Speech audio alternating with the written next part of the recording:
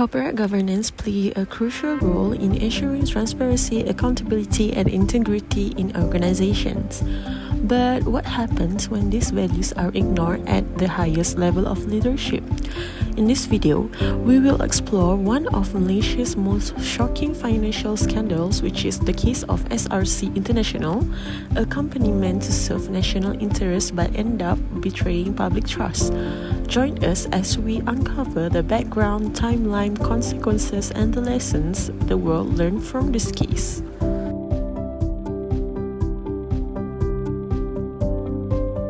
It was supposed to be a vehicle to attract foreign investment. Instead, 1MDB has sparked embezzlement and money laundering investigations across at least 10 countries, and a search for an enormous pile of missing money. Started in 2009 by the then government under Najib Razak, the fund's early initiatives included buying privately owned power plants and planning a new financial district in Kuala Lumpur. But 1MDB proved better at borrowing than attracting investment, ultimately finding itself $12 billion in debt. Investigators have been trying to find out how money flowed through and around the fund, and illegally into personal accounts. The US Justice Department says more than $4.5 billion moved through a complex web of transactions and fraudulent shell companies. The Swiss say up to $7 billion passed through 1MDB and one of its units. The hunt has seen Najib charged with corruption, criminal breach of trust, and money laundering involving 1MDB-related funds. He denies any wrongdoing. Goldman Sachs is also facing criminal charges, with prosecutors seeking fines of more than $3 billion. Malaysia alleges the bank misrepresented how the proceeds of bond sales for 1MDB, totaling $6.5 billion, would be used, knowing the funds would be misappropriated. Goldman denies that and says it will vigorously defend itself. Finally, fugitive Malaysian financier Joe Low is in hiding, accused of leading a small group which diverted money into personal accounts designed to look like legitimate businesses.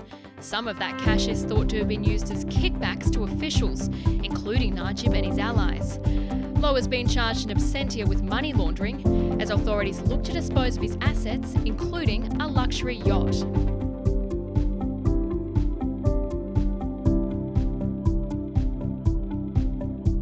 Src International Sdn Bhd was established in 2011 as a subsidiary of One Malaysia Development Berhad, or 1MDB, a strategic development company owned by the Malaysian government. Src's role was to invest in energy and strategic resources around the world. However, behind the scenes, the company was used as a vehicle for massive corruption. The key figure involved was Najib Razak, Malaysia's former Prime Minister and Finance Minister, who had full control over Src.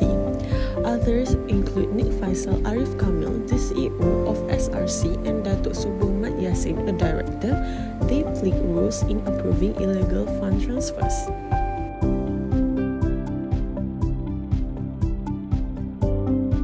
Between 2011 and 2014, Src International borrowed RM4 billion from KWAP, the Civil Servant Retirement Fund. Instead of investing in energy projects, the money was illegally transferred through a network of accounts. Around RM42 million was funneled to Najib Razak's personal bank account. Najib claimed he didn't know the money came from Src, but investigation revealed he signed off on the transfer. The scandal was exposed in 2015 by investigative journalists and the Malaysian Anti-Corruption Commission (MACC). It became part of the wider 1MDB scandal, which shocked the world.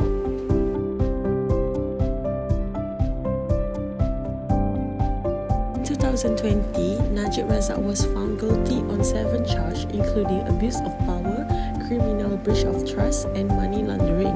He was sentenced to 12 years in prison and fined RM210 million. Najib became the first former Prime Minister in Malaysia to be jailed. Nik Faisal Arif Kamil and Subur Mat Yassin were also charged but fled the country. The money from Src was illegally spent on luxury items, personal items, and political activities. The scandal deeply damaged Malaysia's global image and investor confidence.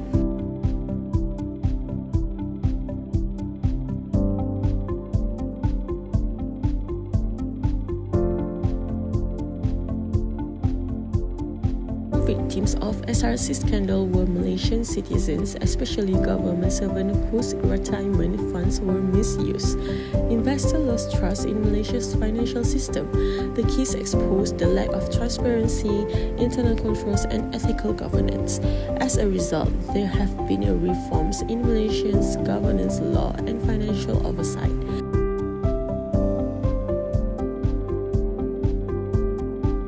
The lesson is clear: corruption governance must be enforced strictly with checks and balances to prevent abuse of power even at the highest level.